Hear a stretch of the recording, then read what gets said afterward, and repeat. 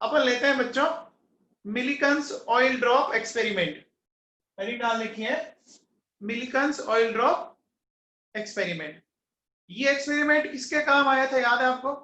इस एक्सपेरिमेंट का यूज अपन इलेक्ट्रॉन के चार्ज को फाइंड आउट करने में काम में लिया है। ये मिलिकन साइंटिस्ट था। समझो बहुत आसान सी बात है। देखो सुनो क्या है, ये चेंबर दिख रहा है आपको? ये एक चेंबर है। इस चेंबर में क्या है बेटा, ऊपर और नीचे ये दो मेटल की प्लेट लगा रखी है। एक प्लेट यहाँ, एक प्लेट यहाँ। ऊपर वाली प्लेट में एक होल बना रखा है, ठीक है। ऊपर वाली प्लेट को बैटरी के पॉजिटिव टर्मिनल से अटैच किया और नीचे वाली प्लेट को नेगेटिव टर्मिनल से, ठीक है। यहां देखिए ये एक एटोमाइजर है। एटोमाइजर समझते हैं? बोलो। ये है एटोमाइजर। एटोमाइजर का सिंपल सा मीनिंग होता है ड्रॉपर। आपने देखा होगा कि जो लिक्विड जो मेडिसिन आती है उसके साथ एक ड्रॉपर होता है, पीछे से दबाते हैं तो वो सक करता है, फिर आप दबाते हो जाता है। ड्रॉपर जानते हो? नहीं तो जो परफ्यूम के अंदर होता है ना, परफ्यूम हो गया, डीओ हो गया, वो भी क्या है, वो भी यही होता है आपका एटोमाइजर। एटोमाइजर क्या करता है, लिक्विड को छोटी छोटी ड्रॉप्स में कन्वर्ट कर देता है। लिक्विड को किसमें कन्वर्ट कर देता है? छोटी छोटी ड्रॉप्स के अंदर कन्वर्ट कर देता है, ठीक है। तो यहां देखो ये हमने क्या कर रखा है, इस एटोमाइजर के अंदर यहां ऑयल ले रखा है, ठीक है। ये ऑयल जो मैंने ले रखा है, ये एटोमाइजर इसको क्या करता है, आपको ड्रॉप्स में कन्वर्ट कर देता है। तो ये यहाँ पे क्या आ रही है, ऑयल की ड्रॉप्स आती रहती है, ठीक है। अब देखिए यहां ये जो होल है वो इतना छोटा है कि एक टाइम में एक ही ड्रॉप अंदर एंटर कर रही है। तो ये जो मैंने दिखा रखा है ये ऑयल की एक ड्रॉप है। अब देखो यहाँ पे क्या हो रहा है, यहाँ इस जगह पर इस एक छोटा सा होल होता है, इस होल से अपन एक्सरेज पास करते हैं। एक्सरेज जो होती है बच्चों, ये हाई एनर्जी वाली रेडिएशंस होती हैं। एक्सरे जानते हैं आप सारे लोग? एक्सरे जानते हो? इतनी ज्यादा एनर्जी की होती है कि अपनी बॉडी की स्ट्रक्चर तक बता देते हैं, अंदर से बता देते हैं ना। अगर हमारी बोन में कोई फ्रैक्चर हुआ तो भी पता लग जाता है, पता लगता है ना बच्चों। तो ये क्या होती है, इतनी ज्यादा एनर्जी की रेडिएशंस होती है कि इस चैम्बर के अंदर जो भी गैस के मॉलिक्यूल हैं, उन गैस के मॉलिक्यूल को आयोनाइज कर सकता है। कैसे देखो बच्चों सुनो, कैसे देखो सुनो। मान लीजिए इसके अंदर हाइड्रोजन गैस है, सपोज, एक बार समझने के लिए, तो ये हाइड्रोजन को ऐसे कन्वर्ट कर देगा। मान लीजिए उसके अंदर सोडियम की वेपर है, तो वो इस तरह से क्या कर देगा, उसको आयोनाइज कर देगा। आयोनाइज समझते हो? आयोनाइजेशन का मतलब होता है आयन में कन्वर्ट कर देना। समझ में आ गया? ये बात समझ में आ गई सबको? एक्सरेज हाई एनर्जी की रेडिएशन है जो इस चेंबर के अंदर जो भी गैस के मॉलिक्यूल हैं या एटम है उनको आयोनाइज कर देगा। आयोनाइज करने से क्या जनरेट हुए बच्चों? इलेक्ट्रॉन जनरेट हुए। इलेक्ट्रॉन जनरेट हुए, बोलो। अब देखो क्या होता है, ये जो इलेक्ट्रॉन जनरेट हुए वो क्या होते हैं बच्चों, इन ऑयल की ड्रॉप से चिपक जाते हैं। इलेक्ट्रॉन जो होते हैं वो इन ऑयल की ड्रॉप से इस तरह से चिपकते हैं, ठीक है ना। समझ में आ रही बात? हो सकता है किसी ड्रॉप से एक इलेक्ट्रॉन चिपका हो सकता है किसी ड्रॉप से दो चिपक गए हो, है ना, दो स्टिक हो गए और तीन स्टिक हो गए हो, इस तरह से। समझ में आ गया? ऑयल को इसलिए यूज लिया, ऑयल का कैसा नेचर होता है, स्टिकी नेचर होता है, चिपका लेता है ना किसी को भी अपने चीज के साथ। बोलो, ऑयल को क्यों यूज लिया? स्टिकी नेचर है। अब देखो इस ऑयल की ड्रॉप से इलेक्ट्रॉन चिपका हुआ है, ठीक है। तो एक बात बताओ, ग्रेविटी के कारण ये ड्रॉप कहां जाएगी? ग्रेविटी के कारण ये ड्रॉप कहां जाएगी? डाउनवर्ड जाएगी, जाएगी। अब देखिए नीचे वाली प्लेट पे मैंने कौन सा वोल्टेज लगा रखा है? नेगेटिव, दिख रहा है? तो बोलो ये नेगेटिव प्लेट इस पे फोर्स कहां लगाएगी? अपवर्ड लगाएगी क्या? ये नेगेटिव वाली जो प्लेट है वो कहां फोर्स लगाएगी? अपवर्ड लगेगी और ग्रेविटी कहाँ का आएगी, वो नीचे आएगी।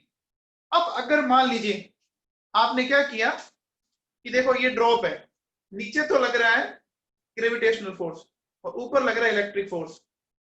अगर एक बैलेंस्ड कंडीशन आ जाए, बैलेंस कंडीशन समझते हैं, जितना फोर्स नीचे लग रहा है उतना ही ऊपर लग रहा है, तो बोलो क्या होगा, ये जो ड्रॉप है वो कौन सी कंडीशन में आ जाएगी, स्टैटिक में आ जाएगी ना, ना ऊपर जाएगी ना नीचे जाएगी।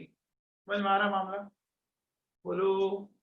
अब देखो जैसे ही इक्विलिब्रियम स्टेट आई या स्टैटिक स्टेट आई, ये दोनों फोर्स इक्वल हो जाएंगे। बोलो इलेक्ट्रिक फोर्स बच्चों ये होता है Q इंटू ई, ई का मतलब है इलेक्ट्रिक फील्ड, है ना, ये फिजिक्स में पढ़ेंगे आप, एक बार तो आपको अभी लर्न करना पड़ेगा QE, और ये मैंने लिखा mg। यहां से देखो क्या करेंगे, mg डिवाइडेड बाई ई, ठीक है, बात समझ आ गया। बोलो अब देखो सुनो, मास की वैल्यू रखेंगे, g रखेंगे, और इलेक्ट्रिक फील्ड हमें पता होगा जो हमने बैटरी लगाई उससे हमें चार्ज पता लग जाएगा। बोलो चार्ज पता लग जाएगा। अब देखो जब हम चार्ज फाइंड आउट करते हैं, है ना, चार्ज को जब हमने कैलकुलेट किया तो चार्ज देखो क्या क्या आ रहा है बच्चों, सुनो, या तो ये आया 1.6 इंटू 10⁻19 कूलम, या ये आया 3.2 इंटू 10⁻19 कूलम, या ये आया, ठीक है, 1.6 इंटू 10⁻19, 3.2, 4.8। ध्यान दीजिए देखो 3.2 जो है वो इसका जस्ट डबल है, डबल है क्या बच्चों? अच्छा 4.8 इसका कितने टाइम है 3 टाइम है कि नहीं? तो आप क्या देख रहे हो कि जो भी चार्ज है ना वो इसका मल्टीप्लायर है, वो इसका मल्टीप्लीकेशन है। क्या ये बात क्लियर हुई? इसका मतलब ये मिनिमम पॉसिबल चार्ज है 1.6 इंटू 10⁻⁻19 क्या है, मिनिमम पॉसिबल चार्ज है, ठीक है। और बाकी अब देखो इसका मतलब एक इलेक्ट्रॉन का चार्ज कितना हो गया, ये हो गया। अब अगर 2 इलेक्ट्रॉन चिपके होंगे तो 3.2, 3 इलेक्ट्रॉन चिपके होंगे तो 4.8। समझ में आ रहा है? बोलो। तो अपन ऐसा कह सकते हैं कि जो चार्ज है वो क्या होगा, बोलो ऐसा लिख सकते हैं Q इक्वल्स टू NE, लिख सकते हैं। बोलो N क्या हो जाएगा, N है नंबर ऑफ इलेक्ट्रॉन और E है चार्ज ऑफ इलेक्ट्रॉन। क्या ये समझ में आया सबको? अब देखो इसमें क्या पूछा जाएगा, सुन लो। एक तो पूछा जाएगा कि बताओ इसमें ऑयल की ड्रॉपलेट्स क्यों काम में ली, मतलब ऑयल की ड्रॉपलेट्स, ऑयल क्यों काम में लिया? ऑयल इसलिए काम में लिया क्योंकि ये स्टिकी नेचर का होता है, तो इलेक्ट्रॉन को अपने ऊपर चिपका लेगा, ठीक है। सेकंड एक्सरेज क्यों यूज लिया, एक्सरेज इसलिए यूज लिया कि एक्सरेज जो है उसकी एनर्जी बहुत ज्यादा होती है, तो एनर्जी ज्यादा होने के कारण क्या करेगा, वो इन गैस के मॉलिक्यूल या एटम को आयोनाइज करके इलेक्ट्रॉन जनरेट कर देगा, इलेक्ट्रॉन जनरेट कर देगा बच्चों। बोलो क्या ये सबको क्लियर है, सबको समझ में आया? ये डायग्राम बना लिया सबने? डायग्राम बनाओ फटाफट, डायग्राम बना लीजिए।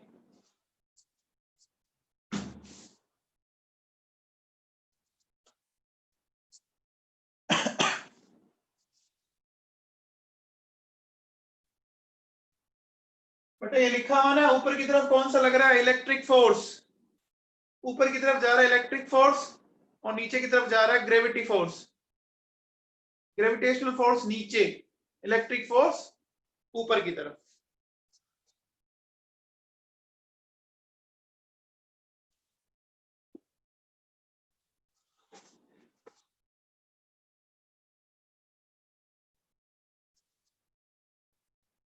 इक्विलिब्रियम स्टेट का मतलब है बेटा दोनों फोर्स इक्वल हो जाए, दोनों फोर्स इक्वल हो जाए।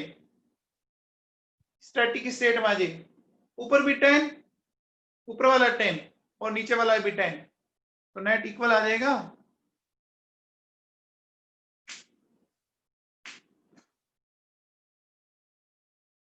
चलो आप डिक्टेट करें, चलिए लिखिए, लिखिए in this experiment, in this experiment, in this experiment oil is used, oil is used due to its sticky nature. In this experiment oil is used due to its sticky nature.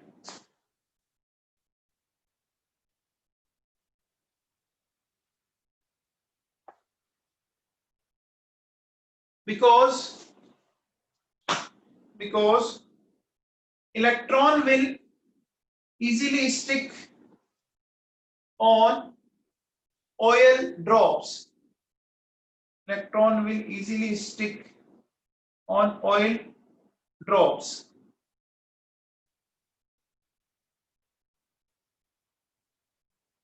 आगे लिखिए,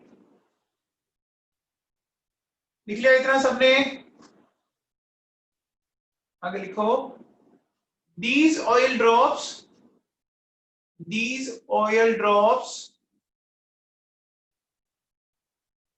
these oil drops are produced by atomizer. These oil drops are produced by atomizer.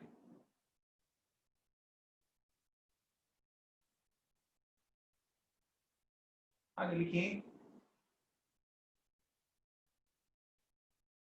electrons are produced, electrons are produced with the help of, with the help of X-rays, with the help of X-rays.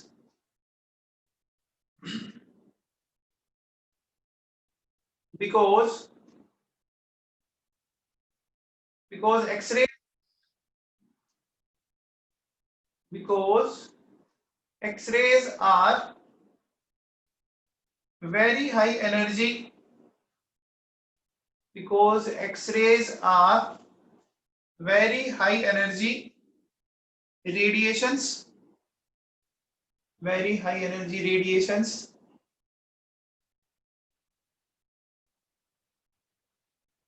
so they can cause, so they can cause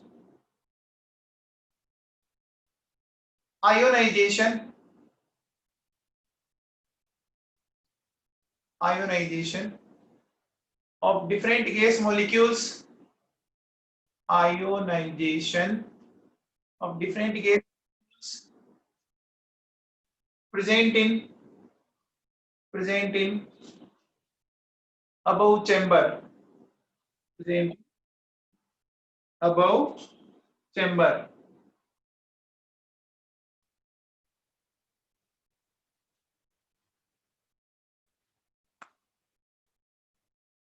आगे लिखिए, due to gravity, due to gravity oil drop will move downward. Due to gravity oil drop will move downward, and electric force, and electric force is working in upward direction, and electric force is working in upward direction.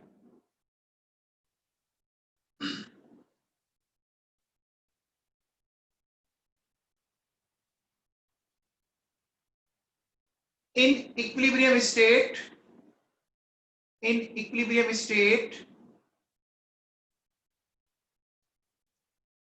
value of both force become equal. In equilibrium state, value of both force become equal.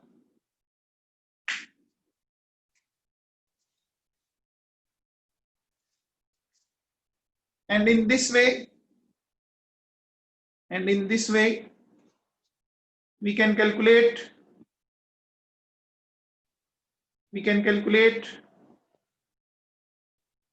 charge on different oil drops. Charge different oil drops.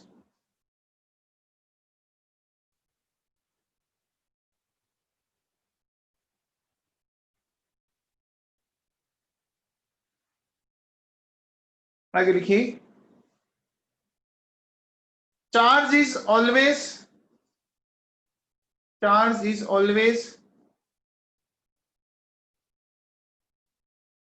integral multiply. Charge is always integral multiply of 1.6 into 10 की power -19 coulomb. 1.6 into 10 की power -19 coulomb.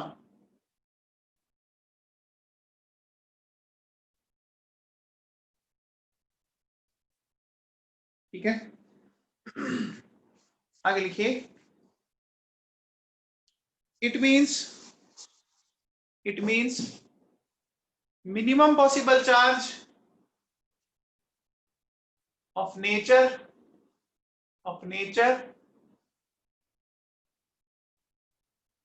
is 1.6 into 10 की power -19 coulomb. 1.6 into 10 की power -19 coulomb. तो अब एक बच्चा कह रहा है कि टेलीस्कोप का क्या काम है ना, और बच्चा आप जानते होंगे कौन हो सकता है. तो भाई टेलीस्कोप से देखेंगे ना ये ऑयल की ड्रॉप स्टैटिक कंडीशन में हुई कि नहीं हुई, कितना अपने इलेक्ट्रिक फील्ड लगाएं, बात नहीं दिखेगी मुझे. तो ऑयल की ड्रॉप के मूवमेंट को देखने के लिए लगाया है.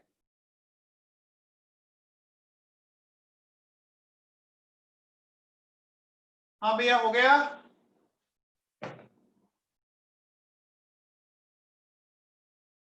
हाँ जी, एक छोटा सा क्वेश्चन लिखो बच्चों.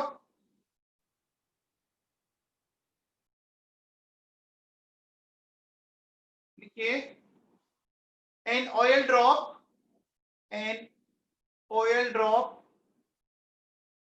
has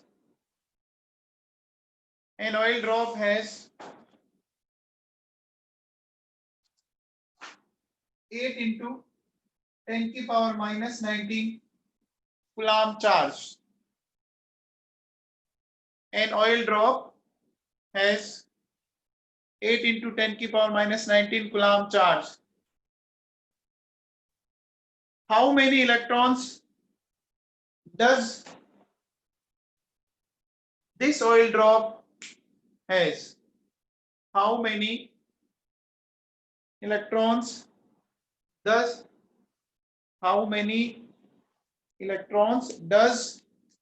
this oil drop has? बोलो कितने होंगे? 5 हो जाएंगे. सबको समझ में आया? देखो, ये हो गया 8 into 10 की पावर -19 Ne. तो n आ जाएगा 8 into 10 की पावर -19 1.6 into 10 की पावर -19. सोल्व कर लेंगे, 5 आ जाएगा. बोलो क्लियर है? तो आप में से कुछ बच्चे ऐसे हैं वो बार बार मैसेज करके कह रहे थे कि सर आपने ये टॉपिक छोड़ दिया है ना. तो बेटा मैं टॉपिक कोई नहीं छोड़ता, आप टेंशन ना लें. सीक्वेंस अलग हो सकता है बुक से, ठीक है ना। मुझे करानी बाद में करानी है, आप उसकी टेंशन ना लें, मैं करवा दूंगा, ठीक है ना। देव किशोर व्यास, अब ध्यान रखना आगे से। नेहल यादव, आप भी ध्यान रखना, मैं कोई टॉपिक छोड़ूंगा नहीं, सब करवा दूंगा। जब चैप्टर खत्म हो जाए फिर छूट जाए फिर बताना आप, ठीक है ना। हो गया मिलिकन ऑयल ड्रॉप एक्सपेरिमेंट।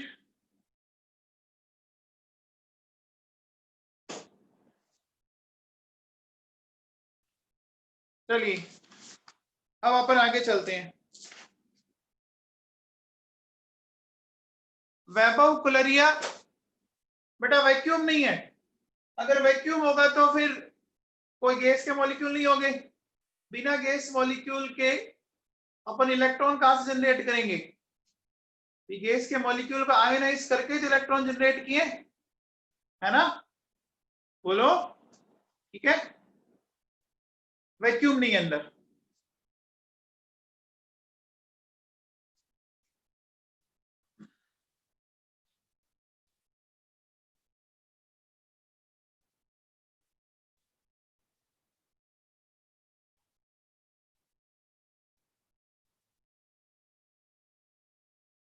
ना हो, देखो बच्चों सुनो, नेक्स्ट रीडिंग डालो, स्पेक्ट्रम, रीडिंग डाल लीजिए, स्पेक्ट्रम।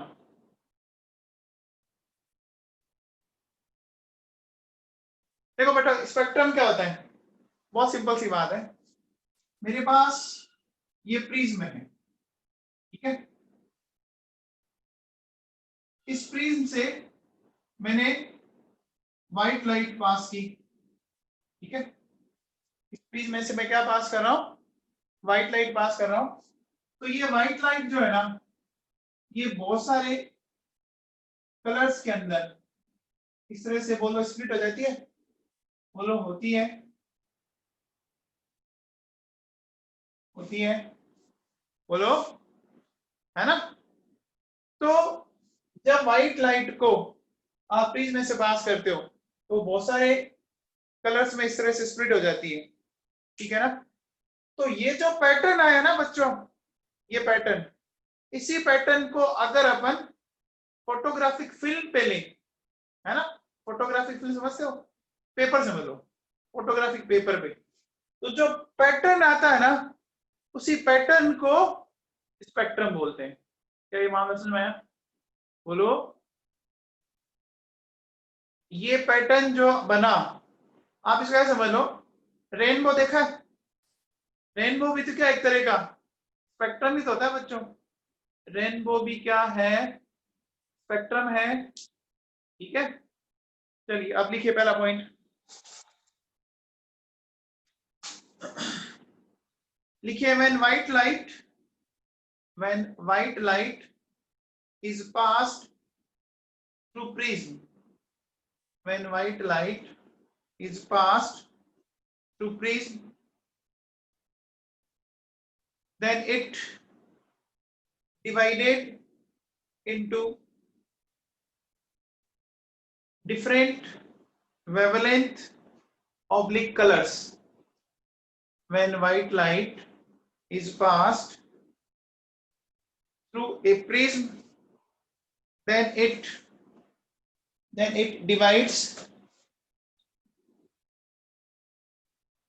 in different color और वेवलेंथ। आगे लिखिए, कलर है वही, वेवलेंथ है बच्चों, अलग अलग कलर की अलग अलग वेवलेंथ आती है ना। आगे लिखिए, pattern of these colour, pattern of these colour oblique wavelength, pattern of these color oblique wavelength on a photographic film, on a photographic film is known as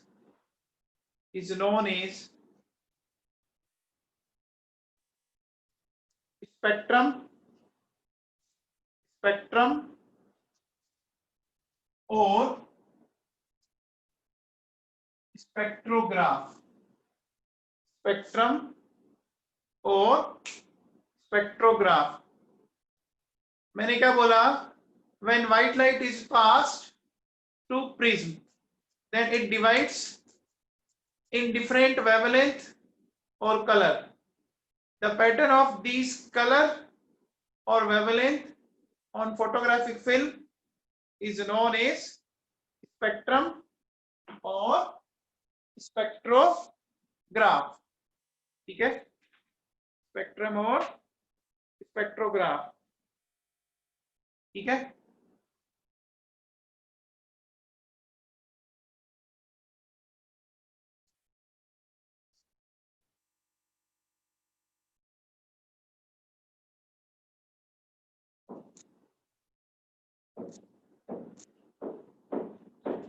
हो गया भाई।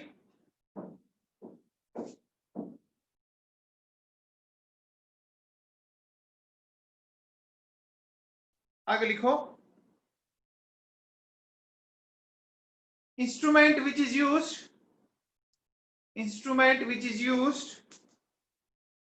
to separate these different wavelength, instrument which is used to separate these different wavelength is known as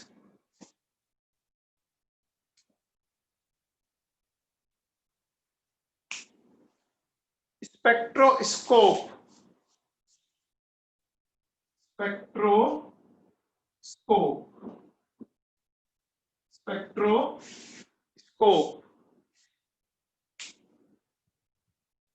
ठीक है,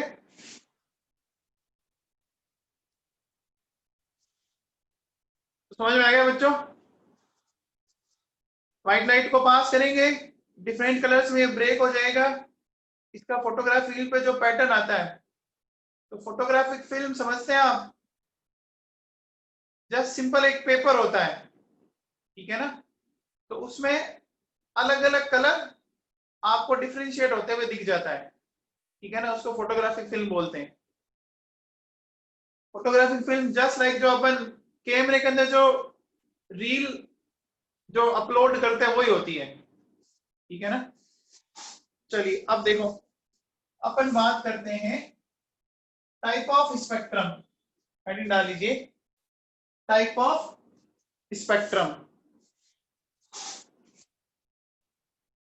हाँ बेटा, prism भी करता है और स्पेक्ट्रोग्राम भी करता है, जो मैंने अभी एक एपरेटस बताया था आपको, स्पेक्ट्रोस्कोप। स्पेक्ट्रोस्कोप में भी प्रिज्म ही होती है वैसे, ठीक है ना। चलिए अब देखिए, हेडिंग डाल लीजिए, type of spectrum.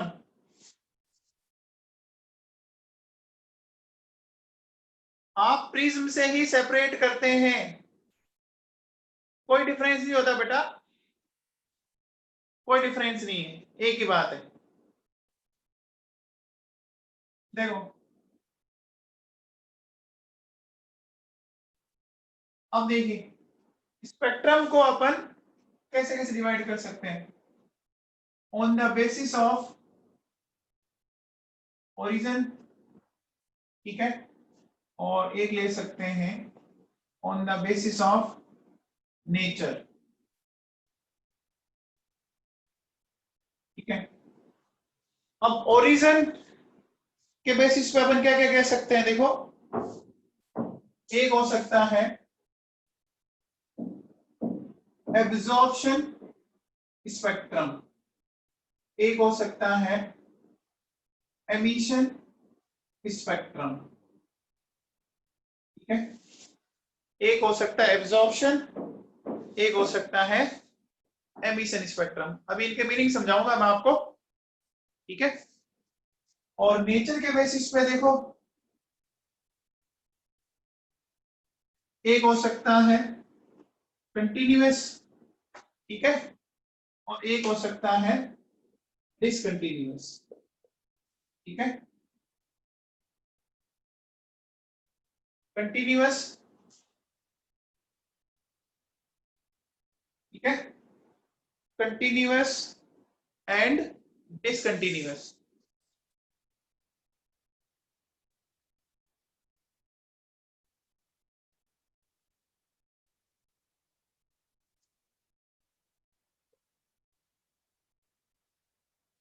Continuous and discontinuous. Discontinuous को दो पार्ट में डिवाइड करते हैं अपन, band spectrum and line spectrum. ठीक है, band spectrum and line spectrum.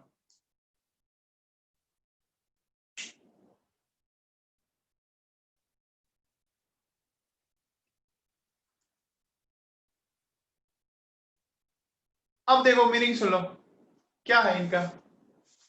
देखो, अगर एनर्जी के एब्जॉर्प्शन बना तो उसको बोलेंगे एब्जॉर्प्शन स्पेक्ट्रम, है ना। एनर्जी को एब्जॉर्ब करने से बना तो उसको बोला जाएगा एब्जॉर्प्शन स्पेक्ट्रम। ठीक है, और अगर एनर्जी को एमिट करने से बना तो उसको क्या बोला जाएगा, एमिशन स्पेक्ट्रम। समझ में आ गया? बोलो।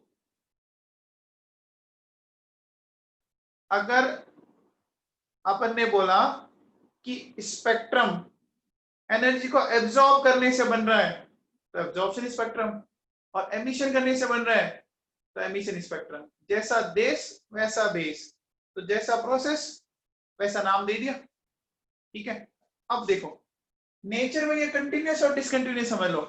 देखो क्या होता है इसका मीनिंग। देखो कंटिन्यूअस में क्या होता है कि जो अलग अलग कलर है ना वो मर्ज हो गए होते हैं, आपको पता ही नहीं लगेगा कि कौन सा एक कलर कहां खत्म हुआ और दूसरा कलर कहां से स्टार्ट हुआ,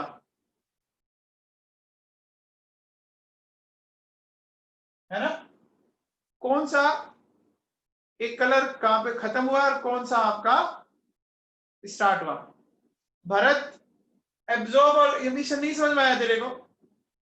अगर कोई बल्ब है, बल्ब अगर जल रहा है तो वो एनर्जी को क्या कर रहा है, अगर कोई बल्ब जल रहा है तो वो क्या कर रहा है, एमिट कर रहा है ना। तो उस पैटर्न बन जाएगा भाई, एमिशन बन जाएगा। अरे बन जाएगा। अब अपन ने क्या किया, एक सॉल्यूशन लिया और उसमें से लाइट पास की। ठीक है, तो लाइट का कुछ पार्ट वो क्या कर लेगा, एब्जॉर्ब कर लेगा। ठीक है ना। अरे समझ में आई बात? आप क्या करो, ठंडे पानी को बाहर रख दो, है ना। थोड़ी देर बाद पानी क्या हो जाता है, गर्म हो जाता है, हॉट हो जाता है। किस कारण, एनर्जी को एब्जॉर्ब करने के कारण। समझ में आया क्या? अरे समझ में आया? यहां लिखो बेटा कंटिन्यूअस में,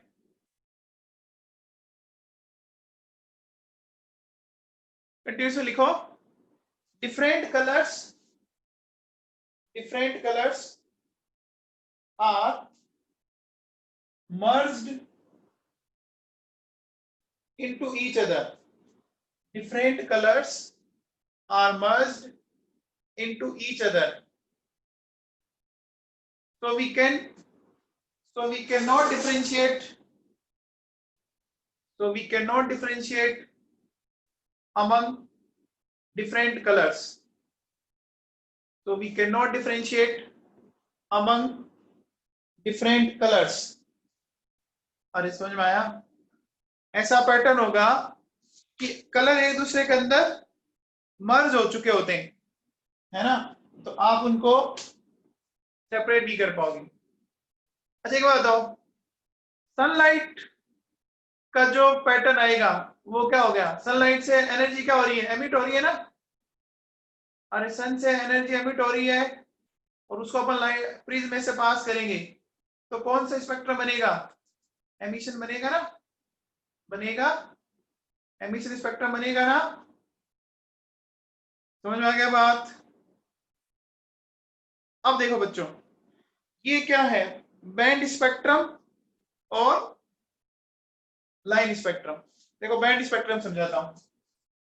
बैंड स्पेक्ट्रम में क्या होगा, जैसे ये फोटोग्राफिक फिल्म है तो आपको अलग अलग कलर के बैंड मिलेंगे ऐसे। ठीक है,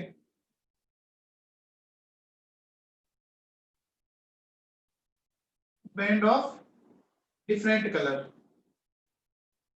ठीक है ना, अलग अलग कलर के बैंड मिलेंगे, ये बात समझ में आ रही है, अलग अलग कलर के आपको बैंड मिलते जाएंगे, ठीक है।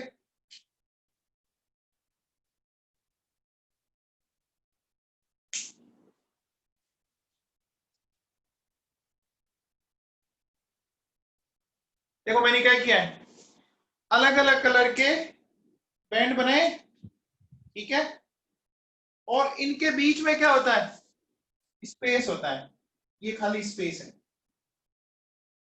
ठीक है। तो यहां ऐसा होगा बच्चों कि कलर मर्ज नहीं होंगे, है ना, आप उनको आराम से डिफरेंशिएट कर पा रहे हो, कर पा रहे हो ना, अरे कर पा रहे हो, बोलो, बीच बीच में स्पेस आ रहा है, समझ में आ गया।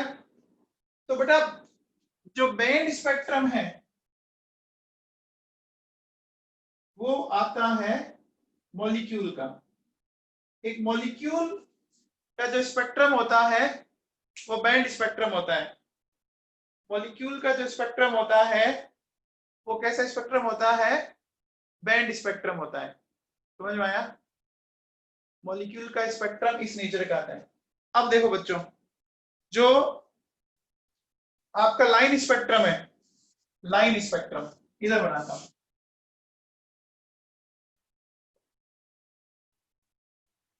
तो लाइन स्पेक्ट्रम में क्या है, देखिए ये लाइनें बनेंगी इस तरह की, ठीक है, ये इस तरह की लाइन है, ठीक है, और ये क्या है, इनके बीच बीच में आपके डार्क स्पेस है, ये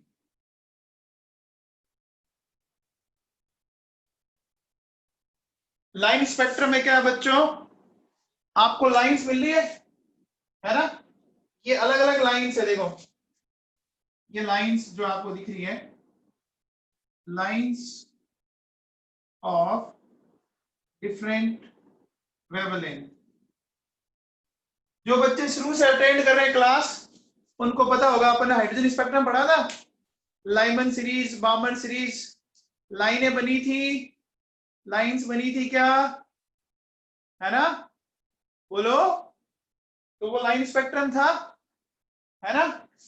तो बेटा लाइन स्पेक्ट्रम कौन बनाता है, एटम बनाता है, लाइन स्पेक्ट्रम कौन बनाता है, एटम बनाता है, ठीक है, लाइन स्पेक्ट्रम कौन बनाएगा, एटम। तो क्वेश्चन जो आएगा, हाँ बेटा ध्रुव, जो रेनबो है वो कंटिन्यूस में, रेनबो कंटिन्यूस में, डार्क स्पेस होते हैं बच्चों इसमें, तो आप सेपरेट आउट कर सकते हो युवराज, ठीक है ना।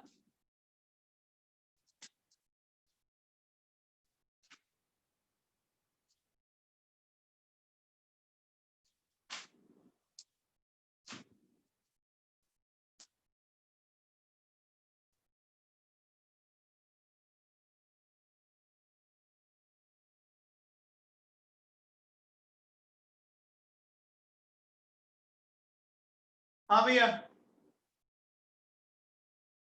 हाँ बच्चों, आयन का लाइन स्पेक्ट्रम बनेगा वैभव, आयन का लाइन स्पेक्ट्रम बनेगा,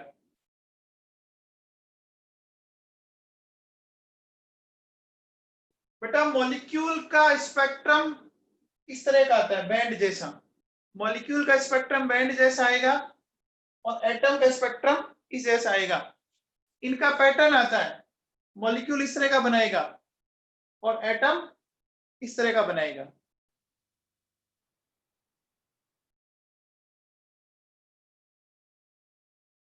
आ गया समझ में। हाँ लाइन में बेटा डिफरेंट वेवलेंथ का मतलब ही तो कलर है, कड़वासरा,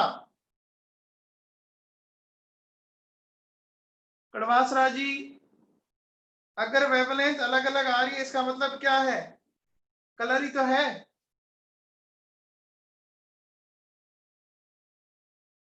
कड़वासरा जी समझ में आया क्या।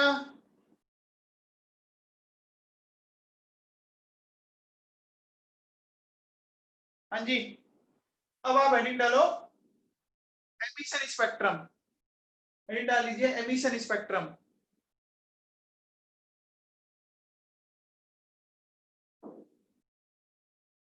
एमिशन स्पेक्ट्रम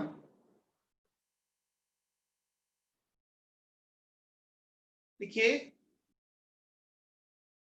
लिखो बच्चों, when the radiation emitted from a source, when the radiation emitted from a source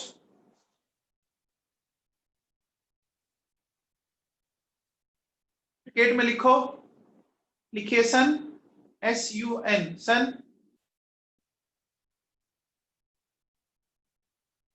or from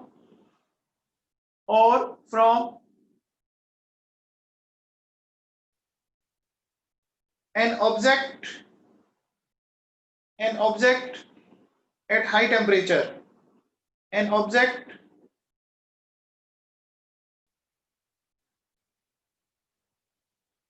at high temperature, an object at high temperature। Bracket बंद कर दो। मैंने बोला when the radiation emitted from a source, bracket में लिखो सन, oblique an object at high temperature, an object at high temperature, bracket बंद, is passed through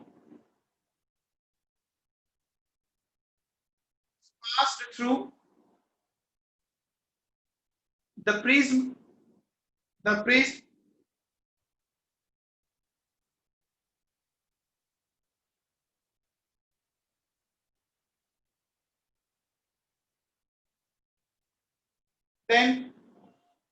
then the forming pattern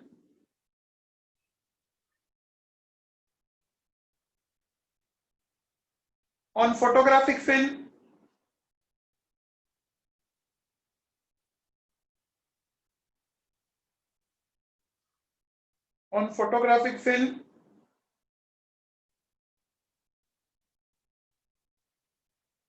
is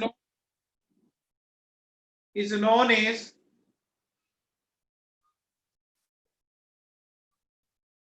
emission spectrum, is known as emission spectrum।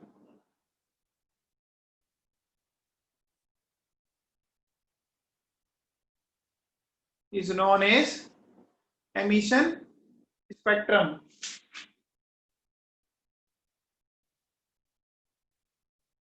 तो बच्चों अगर अपन white light को prism से पास करेंगे ना, समझ में आ रही है मेरी बात? व्हाइट लाइट को प्रिज्म से पास करें, देखो मैं डायग्राम बना देता हूं।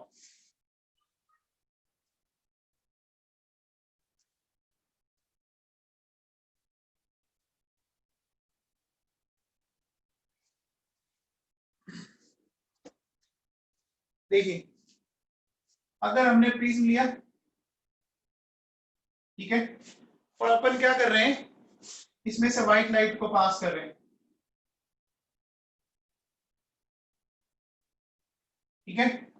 तो ये व्हाइट लाइट जो होगी वो क्या होगी बच्चों, आपकी अलग अलग वेवलेंथ में इस तरह से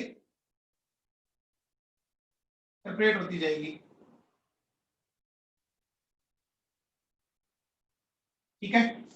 ये सेपरेट होगी, तो यहां जो आपने फोटोग्राफिक फिल्म लगाई, ठीक है, फोटोग्राफिक फिल्म्स, आपने एक्सरे देखा कभी? एक्सरे देखा होगा। एक्सरे भी एक क्या है, जिस पेपर पे एक्सरे बना होता है वो भी तो फोटोग्राफिक फिल्म है। एक्सरे जिस पे बना होता है वो भी क्या है, फोटोग्राफिक फिल्म ही होती है वो भी, ठीक है ना। तो ये फोटोग्राफिक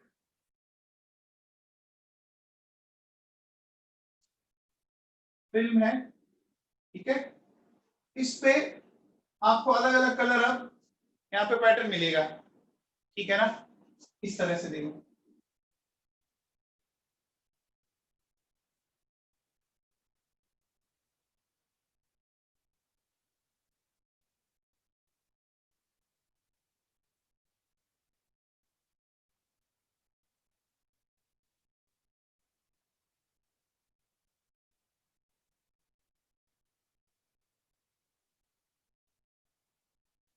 ये इस तरह से, ठीक है ना।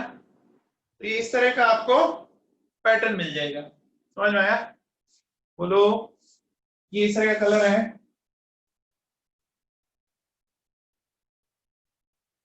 ये, ठीक है।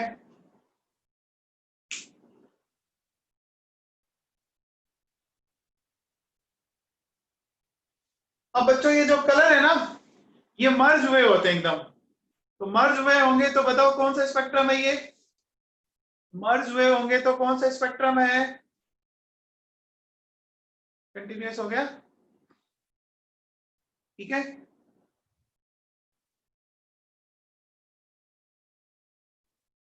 चलिए अब बात करते हैं अपन एब्जॉर्प्शन स्पेक्ट्रम की।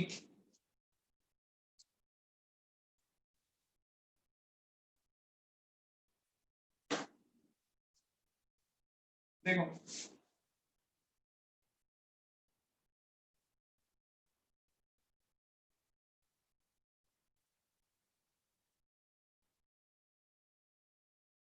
देखिए क्या करेंगे, सुनिए। मान लीजिए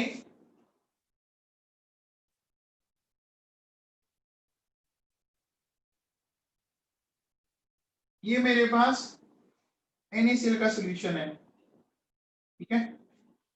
इसमें से मैंने क्या किया, व्हाइट लाइट पास की, ठीक है। NaCl के सॉल्यूशन में से मैंने व्हाइट लाइट पास की। अब इसमें से जो लाइट बाहर आई, ठीक है, उसका जब पैटर्न हमने देखा इस तरह से, ठीक है, तो देखो क्या पैटर्न आ रहा है, ध्यान दीजिए।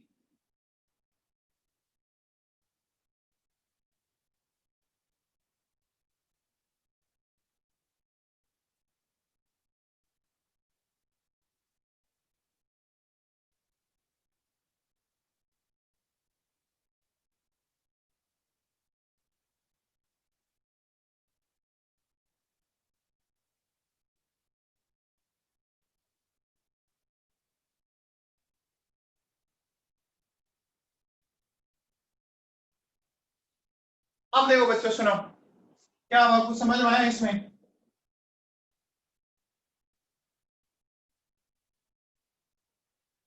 बोलो, इसमें कुछ समझ में आया आपको? देखो, येलो कलर वाले स्पेस में, है ना, वहां आपको क्या मिल रहा है, डार्क लाइंस मिल रही है। इसका मतलब व्हाइट लाइट में से जो येलो कलर था वो इसने एब्जॉर्ब कर लिया, और बाकी सारे कलर पास हो गए, बाकी सारे कलर इससे पास हो गए। तो जो कलर यहाँ एब्जॉर्ब हो गया वो कलर अब यहाँ पर आपको रिप्रेजेंट नहीं हो रहा। समझ में आया क्या? बोलो, क्या बात समझ में आई बात? NaCl के सॉल्यूशन में से जब व्हाइट लाइट को पास किया तो क्या हुआ, NaCl ने येलो कलर को एब्जॉर्ब कर लिया। अब ध्यान रखना, हर सब्सटेंस अलग अलग कलर को एब्जॉर्ब करता है, ठीक है ना। एक एग्जांपल बताया, हर सब्सटेंस अलग अलग कलर को एब्जॉर्ब करता है। NaCl ने येलो किया, कोई कुछ और कर सकता है, वो अलग अलग उसके नेचर पे डिपेंड करता है, ठीक है ना। तो NaCl ने कौन सा कलर एब्जॉर्ब किया, येलो कलर इज एब्जॉर्ब, ये येलो कलर एब्जॉर्ब कर लिया, ठीक है ना। तो यहाँ क्या होगा, अरे कार्तिक, डिजाइन मैंने ऐसे ही बनाई है, कोई ऊपर वाले पे आप मत कीजिए, ऐसे मैंने दिखाने के लिए बनाया है, कोई डिजाइन वैसे नहीं है, ऐसे बना ले।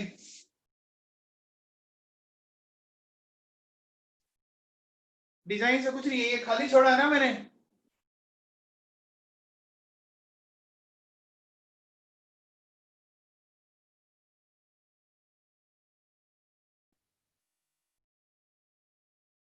ठीक है,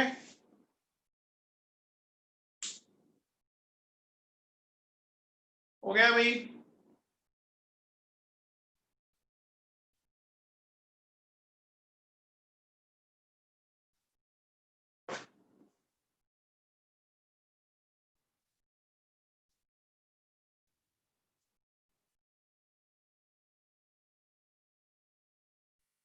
हाँ, सनलाइट 7 कलर का कॉम्बिनेशन है बेटा, सनलाइट भी तो 7 कलर का कॉम्बिनेशन है।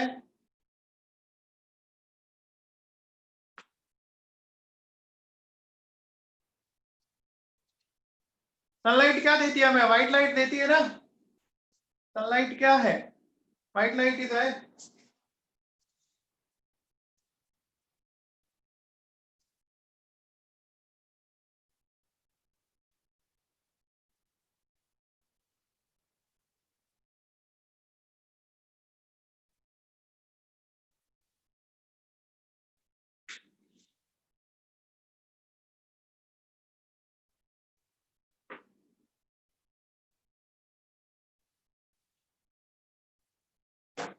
चलिए बच्चों, अब आप हेडिंग डाल दो,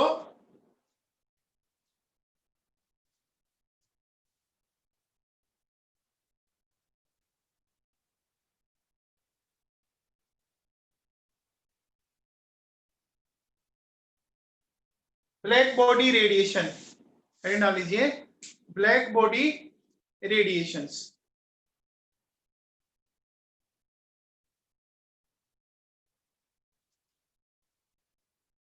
देखो समझो क्या हो सकता है। जैसे मान लीजिए ये कोई एक ऑब्जेक्ट है, ठीक है, इस ऑब्जेक्ट पर ये लाइट इंसिडेंट कर रही है, ठीक है ना, ठीक है। अब क्या क्या हो सकता है, देखो सुनो, ऐसे समझो, जैसे ये ऑब्जेक्ट है, इस पे लाइट इंसिडेंट कर रही है, तो हो सकता है कि लाइट वापस रिफ्लेक्ट होके इधर ही आ जाए, इधर से आई इधर चली गई, इसको क्या बोलेंगे? बोलो, रिफ्लेक्ट हो गई, रिफ्लेक्ट हो गई। अच्छा, ऐसा कि लाइट इसके अंदर चली जाए, लाइट इसके अंदर चली जाए तो उसको क्या बोला जाएगा? लाइट अंदर चली गई, उसको बोला जाएगा एब्जॉर्ब हो गई, है ना। और लाइट इधर से निकल के बाहर आ गई, बाहर आ गई, इसका मतलब क्या हो गई? ट्रांसमिट हो गई, ट्रांसमिट हो गई ना, लाइट आर पार निकल गई तो ट्रांसमिट हो गई। देखो ये ऑब्जेक्ट, लाइट गिरी वापस चली गई, इधर से रिफ्लेक्ट हो गई, अंदर ही रह गई, बाहर नहीं आई, एब्जॉर्ब हो गई, और पार निकल गई तो क्या हो गई? तो क्या हो गई? ट्रांसमिट होगी। बोलो, बोलो, 3 हो सकते हैं ना। तो एक पॉइंट लिखिए, लिखिए, when when radiations when radiations incident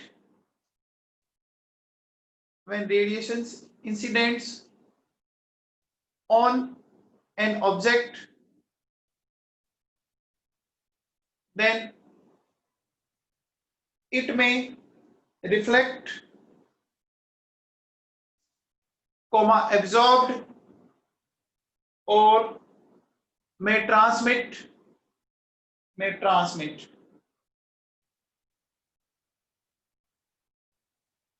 ठीक है, समझ में आ रहा है? हमने क्या बोला कि अगर कोई लाइट किसी ऑब्जेक्ट पर इंसिडेंट कर रही है ना, when A light incident on an object, then this light may reflect, oblique, absorb और can transmit। ठीक है, अब देखो, अपन एक ऐसी बॉडी, एक बार बताओ, आपको किसी भी ऑब्जेक्ट का कलर जो दिखता है वो क्यों दिखता है बताओ? किसी भी ऑब्जेक्ट का कलर, जैसा भी ग्रीन कलर दिख रहा है, ये जो ग्रीन कलर दिख रहा है ये क्यों दिख रहा है? ये इसका होगा कि सर्टेन कलर को इसने क्या किया होगा? रिफ्लेक्ट किया होगा, और वो रिफ्लेक्ट कलर आपकी या मेरी आंखों तक पहुंच रहा है। समझ में आ रहा है? बोलो, इसने ग्रीन कलर को क्या किया? रिफ्लेक्ट किया, और बाकी सारे कलर को इसने एब्जॉर्ब किया। समझ में आ गया? Very good. तो लिखिए colour of an object, colour of an object is due to reflection of that particular color, reflection of that particular color।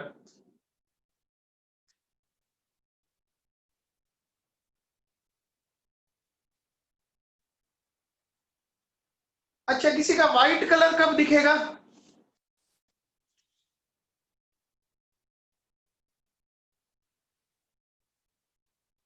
White colour कब दिखेगा? जब सारे के सारे कलर क्या हो जाए, 100% रिफ्लेक्शन हो जाए, सारे के सारे रिफ्लेक्ट हो जाए। आपने देखा होगा ना कि व्हाइट क्लोथ्स में हमें गर्मी कम लगती है, लगती है ना, लगती है ना बच्चों, बोलो सही बात है। अच्छा, और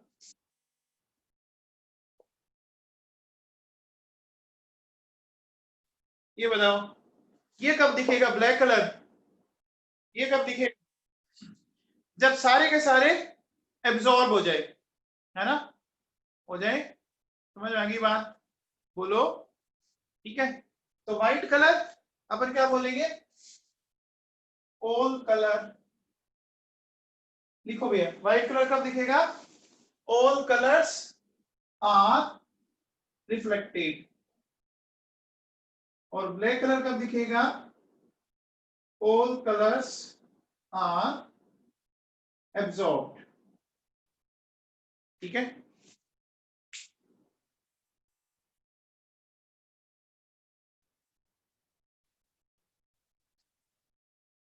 अब देखो बच्चों सुनो,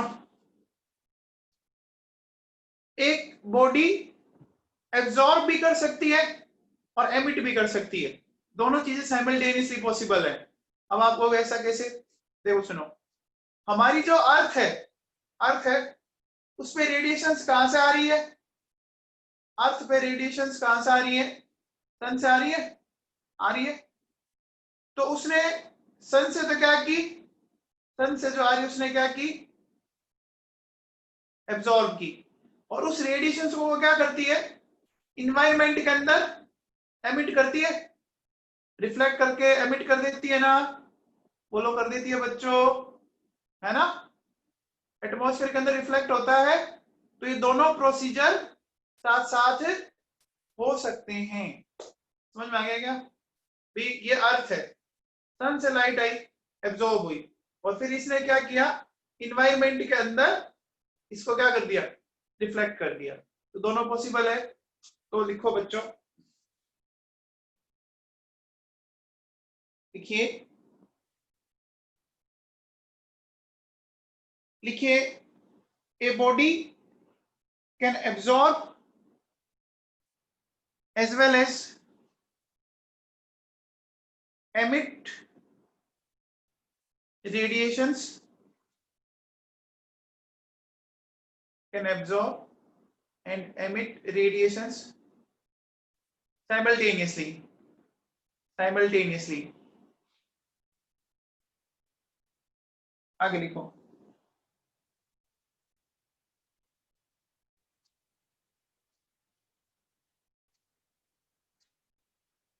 आगे लिखिए,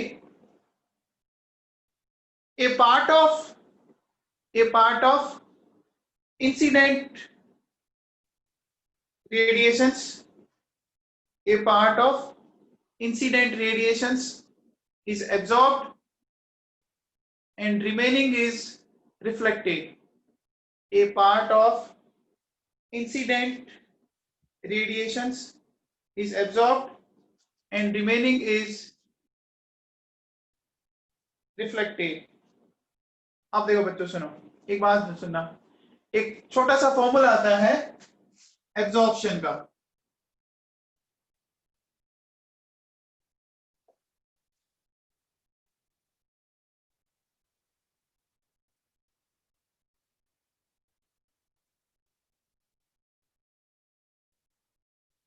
एब्जॉर्प्शन का मैंने लिखा ए, एब्जॉर्ब्ड लाइट या रेडिएशन लिख लो, और इंसिडेंट लाइट या रेडिएशन लिख लो। समझ में आया? अब देखिए, जैसे मान लीजिए एब्जॉर्ब्ड लाइट या ये जो एब्जॉर्प्शन है, एब्जॉर्बेंस, एब्जॉर्बेंस लिखना आप।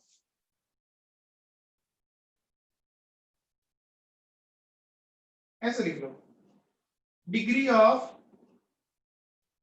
Absorption, degree of absorption. अब मैं ऐसा बोलता हूं कि किसी की डिग्री ऑफ एब्जॉर्प्शन 20% है, इसका मीनिंग बताओ। किसी की डिग्री ऑफ एब्जॉर्प्शन अगर 20% है, इसका मीनिंग क्या हुआ? क्या मीनिंग हुआ बोलो? किसी की डिग्री ऑफ एब्जॉर्प्शन 20% है, इसका मीनिंग क्या हुआ? 20 उसने एब्जॉर्ब की और 80% उसने क्या की? 80% उसने क्या की? एमिट की, बोलो, या रिफ्लेक्ट की?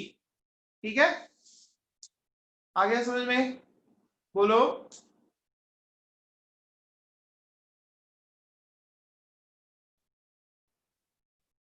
अब देखो बच्चा सुनो, हमने हेडिंग क्या डाल रखी है? Black body radiation. ठीक है, तो ब्लैक बॉडी रेडिएशन क्या करती है? जितने भी फोटोन उस पर इंसिडेंट होते हैं वो सबको एब्जॉर्ब कर लेता है, तभी तो उसका कलर क्या दिखेगा आपको? ब्लैक दिखेगा ना? अरे दिखेगा, बोलो, सही है क्या? हाँ जी, लिखो। A body, a body which can absorb 100% of incident radiation, a body which can absorb 100% of incident radiation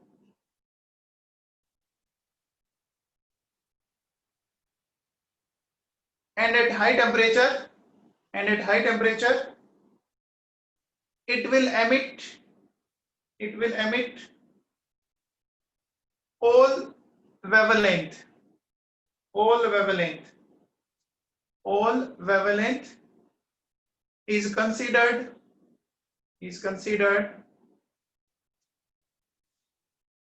perfect black body, perfect black body।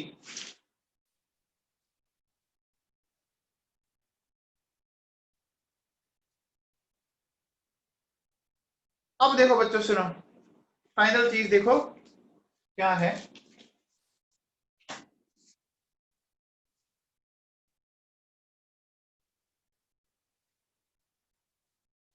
एक फाइनली ग्राफ है, सुनिए।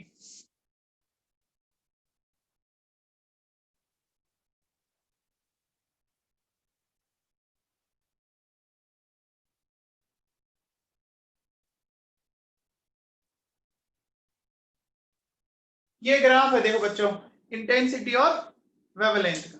देखो ये ग्राफ क्या बताता है? ये प्रैक्टिकली आया हुआ ग्राफ है बच्चों, ठीक है ना? साइंटिस्ट ने प्रैक्टिकली इसको बनाया है। अब देखिए, लो वेवलेंथ या हाई वेवलेंथ, इसकी इंटेंसिटी कम है। एक डेफिनेट वेवलेंथ की इंटेंसिटी सबसे ज्यादा है। देखो, तो इस वेवलेंथ की इंटेंसिटी सबसे ज्यादा है, यानी एक डेफिनेट वेवलेंथ को वो सबसे ज्यादा एब्जॉर्ब कर रहा है और बाकी वेवलेंथ को वो क्या कर रहा है? उससे कम कर रहा है। ठीक है ना? तो ये ग्राफ बना लें आप। तो बच्चों ये अपना एटॉमिक स्ट्रक्चर खत्म है, ठीक है ना?